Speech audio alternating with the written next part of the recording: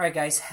Chris here, and I just wanted to kind of give you a quick overview of the Nucleus M. I know a lot of you participated in the group buy and are eagerly awaiting the arrival of your Nucleus M system. And just wanted to let you know that Tilta is sending out final production units to a select few now, just for final approval / review / just doing their final QCs before actually shipping the production units out to, especially the group buy people, because they want it essentially to be as perfect as possible. So I applaud Tilter for taking the time to make sure everything is perfect before sending one out. And what I have here is the model that they had on IBC, or at IBC. So it still has some firmware issues, but this is pretty darn close to the final unit and package. So yeah, I just wanted to kind of quickly show you the menu system, and when you get any type of new product, there's somewhat of a learning curve, whether that be wireless follow focus systems, new cameras, what have you. So it takes just at least a little bit of time just to kind of figure out, okay, how is this unit best used and how am I going to use it for my needs. So again, I just kind of wanted to walk you through the menu system to show you just quickly how easy it is to pair motors and to kind of get the settings dialed into what you like. So this, the Nucleus M comes with two motors. Here's one of them right here. So it comes with two. You can add a third motor for the $300 to make it an actual 3-axis wireless follow focus system. And some of you may have seen the first video that I published that was complaining about how dark the LCD was. And I spoke with Young this morning, and he said that the engineers actually put this is a pretty dark ND because the screen is so bright. They actually put or affixed an ND to the Nucleus M controller. So I spoke with him, and they're going to actually remove that, so that way the screen is more visible in daylight, or very visible in daylight, much like this here. You can definitely see this outside, and this you couldn't really see unless you were like shading it, and even then it was still pretty difficult. So they actually are going to remove the ND screen, which is going to make that a lot brighter.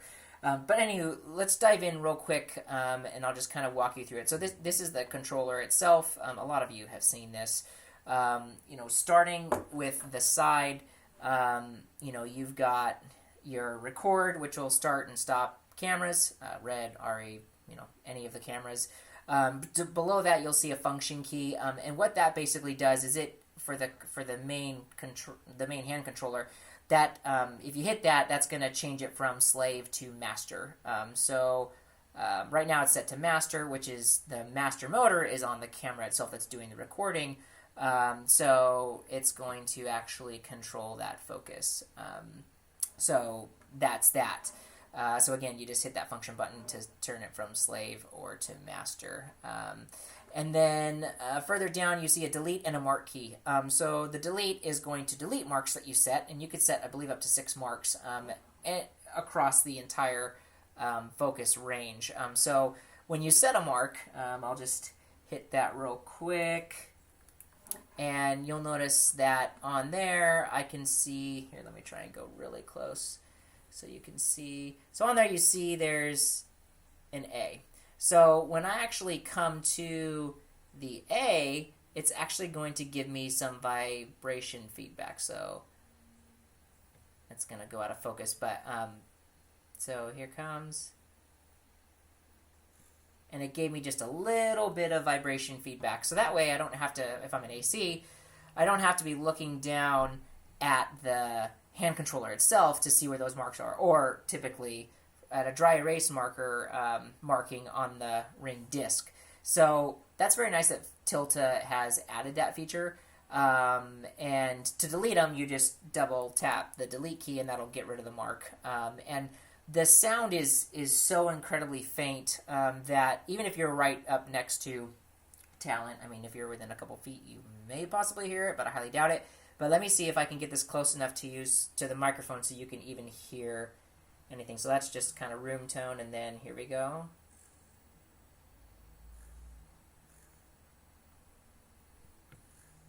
So I don't know if you heard that or not. Again, it is so incredibly faint and hard to tell. This just went dead because I'm in activity.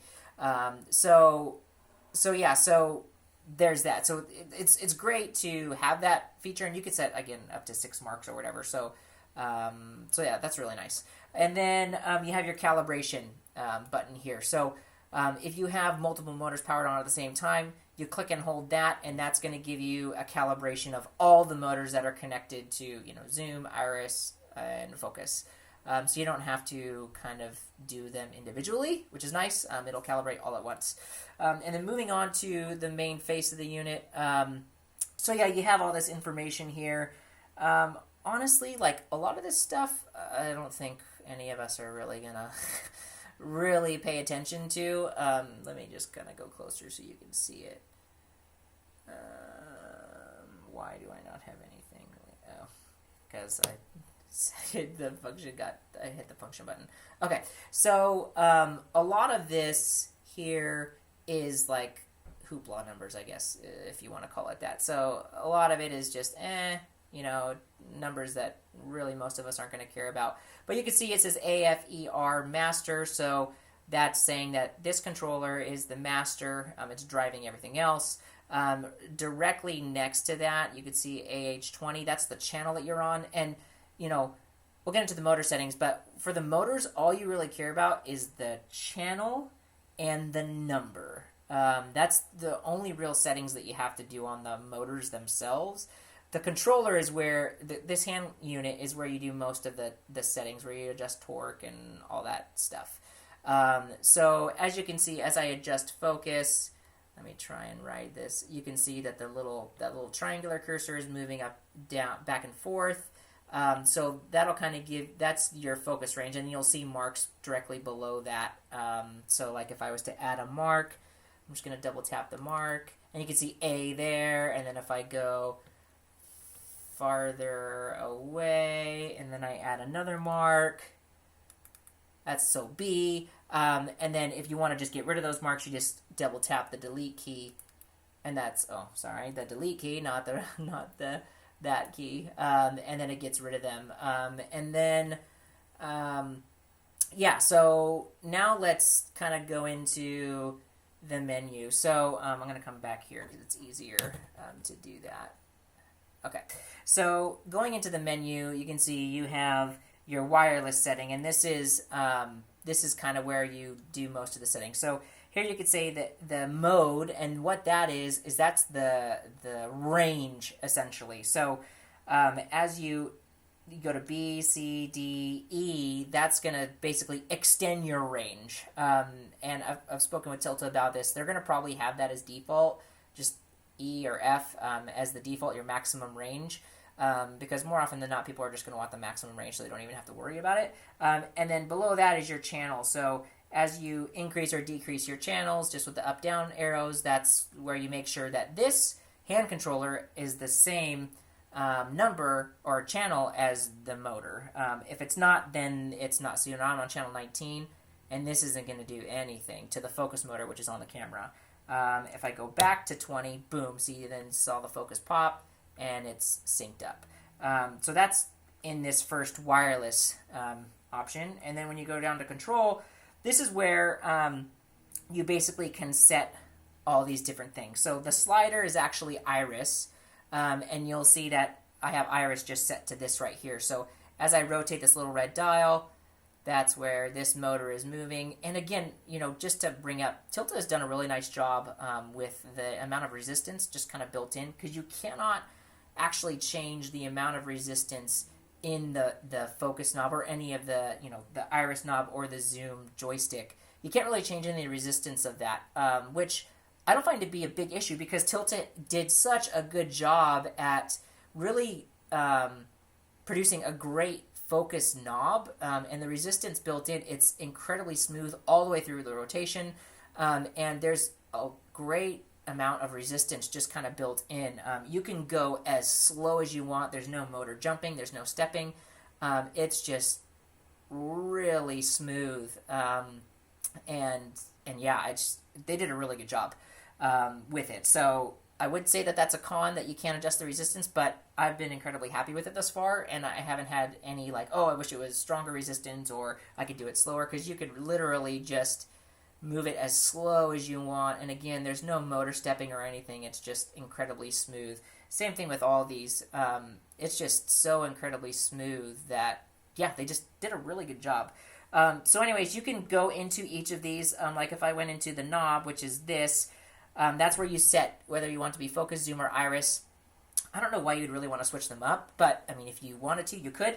And then, so yeah, so that's basically this. So if you wanted the joystick to be something different, then you'd select something different, and as well with the slider. And then you can go down into your motor settings, and this is where you're going to dive more deeply into the settings of the motors themselves.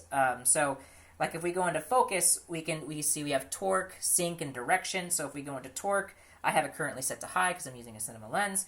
But you can set it to low or medium. Hit menu just to back out of that, and then you can have your sync. So this is basically the motor number. So this is kind of important here, because you can set the motor number on the motors themselves, and you just want to make sure that this number here, 1, 2, or 3, corresponds with what is being displayed on the motor. So you have the channel. That's where I said you have the channel, and then you also have the motor number. Because there are multi-axes with this system, multiple motors, you have to make sure that this is right. So if I switch that to motor 2, it's not going to do anything, because it's going to think, I believe this one's set to motor 2. So then the knob would go to motor 2. So you just want to make sure that those are the same, but that's where you set that. And then you can even reverse the direction if you want, from clockwise to counterclockwise. And I think that's it. Yeah, so that's it under that menu. And then so you can adjust the zoom and the iris as well, both torque settings of the motors, and you can just dive more into those. And then under function, this is where you can do a manual calibration. I'm not going to do it now because it's not hooked up to a lens and I already have that other motor set, but you can do a manual calibration. You can also calibrate the knob specifically. That's, again, the manual calibration. Here's the key LED. So this is this right here, like essentially the power key. So you can turn that on if you want, or leave it off, or auto. I tested it in a dark environment. It didn't come on auto. That's probably just a firmware thing. But you can manually turn it on and off. It's really easy to get to. And then there's the ring LED. I really like the ring LED. It's really soft and nice. So it's like there's a gradation from bright to like non-existent. So if you are looking at focus marks or dry erase marks on the actual knob itself, you've got a light to be able to do that. And so they just did a really good job with the LED. I think it looks really good. So I'll just turn that back off, and then going back into more manual calibration, you can go into focus, iris, and zoom to do manual calibrations. If for whatever reason your auto cal is not working properly. So yeah, and then there's system. This just basically is for firmware updates, which I believe is going to be done via the USB port on the top. You just have more firmware information and not license number, but firmware number and whatnot.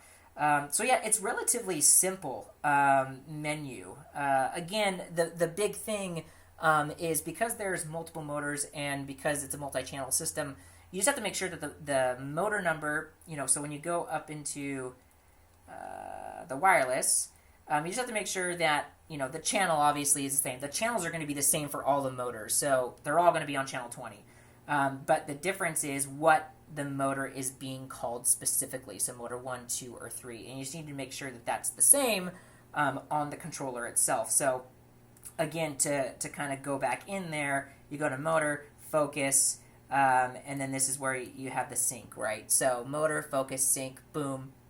My focus is motor number 3, so I just make sure that on the motor itself, it says number 3 and channel 20, and then you should be good to go. Now, if for whatever reason you're not getting sync or it's not working properly, then just make sure that this is set to master. And again, that is just done by the function button here. Just clicking function, and then it'll be slave. So now when I adjust this, nothing is going to happen because I basically have killed this hand controller and is now a slave. However, when I go back to function, then boom, my focus is now live again. Now let me show you, I'm going to kill this, turn this off by just holding the bottom power button, and it's going to give you a countdown. And here is one of the hand grips here. So to turn it on, you just click and hold the record button. I'm going to try and get it in focus here. Okay, so right now my focus motor is on channel, is motor number 3, and it's on channel 20. So right now, let me see if I can get this. You're not really going to be able to see. Okay, hold on. I'm going to just tilt this up so you can. So basically, you, with the hand controller, or with this guy, so right now it's showing me on channel 5, which I don't want because that's not going to control anything. So basically all you do is you just hit the down button, and I'm going to go to channel, you hit it, you click it twice, so you can see it's going down, and I'm going to go down to 20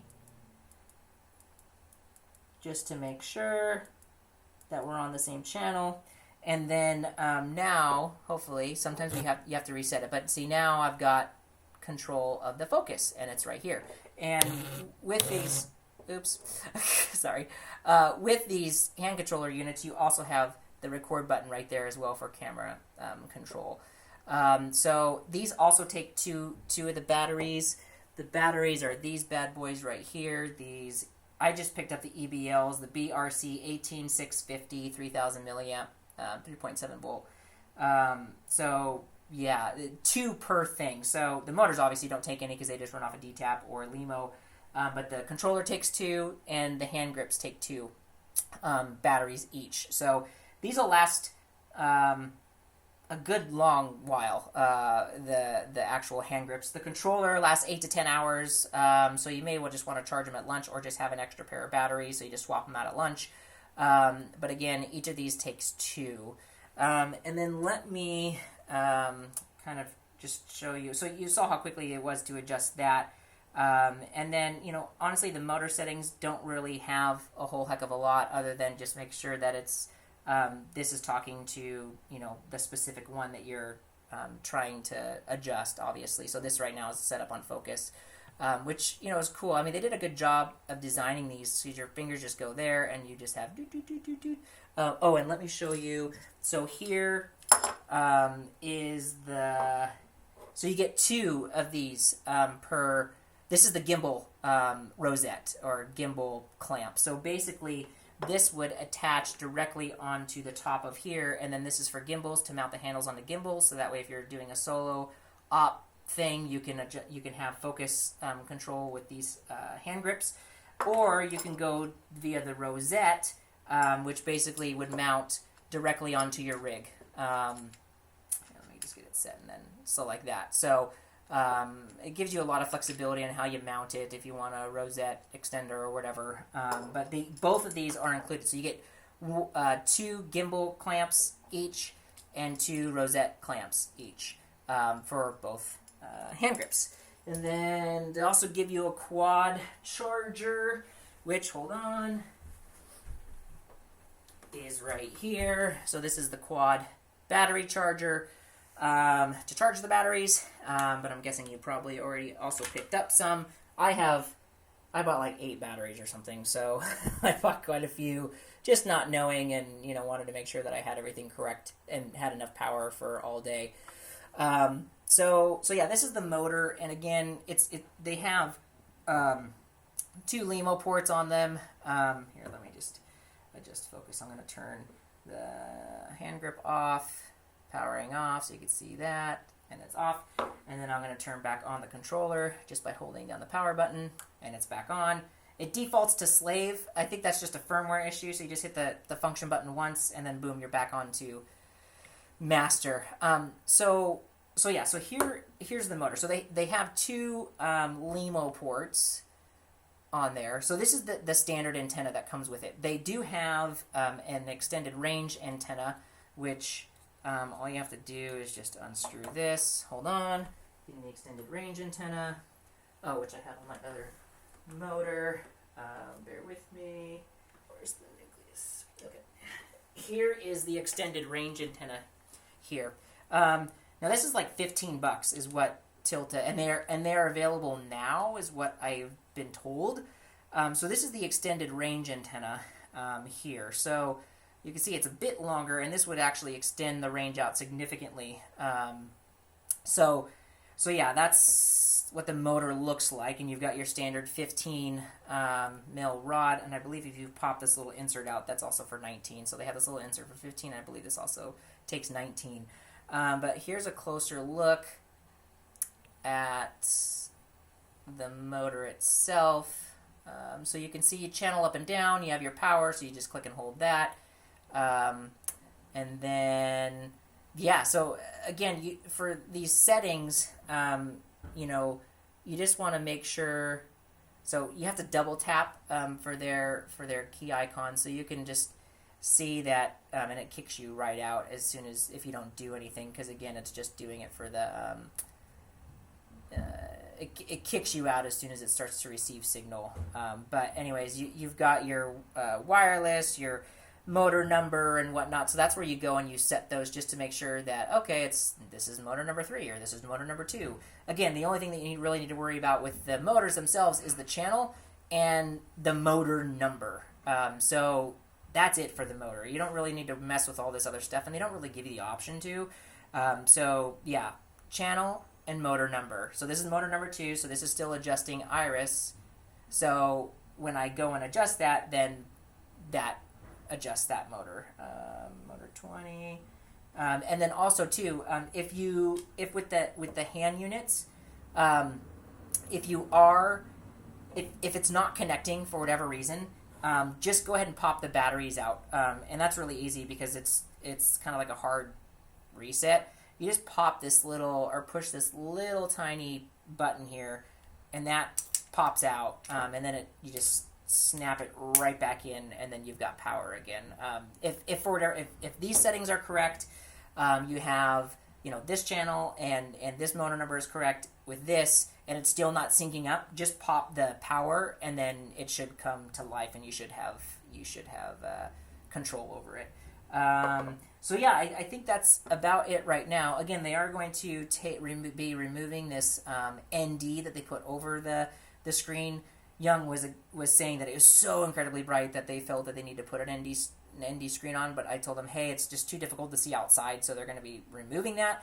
And again, it's really a simple system, provided that you know kind of the basics and how it functions. So yeah, so again, it comes with, for the red users, it comes with the red record start and stop, which, gives you functionality here by hitting the record button. And you also get the D-tap power cable, and the motors are daisy chained. So yeah, so you basically D-tap power to one, and then LEMO to the other, and LEMO to the other, and then you have a 3-channel system. Now, Young did say that they are, a lot of questions have happened or come across that, hey, can I use this hand controller with one motor, and then each of the hand grips with one motor, and essentially have a single axis, three wireless follow focus systems? And yes, you can. That's what I'm being told. They are finalizing the firmware on that to make sure it all properly works. But theoretically, yes, you could have 3 wireless follow focus systems with this single system if you got the 3 motors.